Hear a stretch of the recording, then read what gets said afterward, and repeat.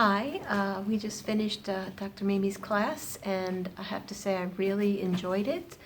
All my life I've been wearing glasses, and they've always told me that I had no choice, and now I know that that's not true.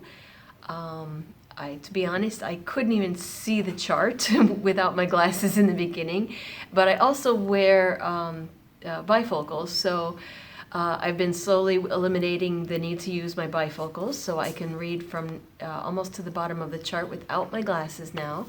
So my plan is to first get rid of the reading glasses and then work on the more on the distance. But I'm really happy that I now have these tools, and I'm going to keep on using them, and I'm very grateful to Dr. Mimi. Thank you.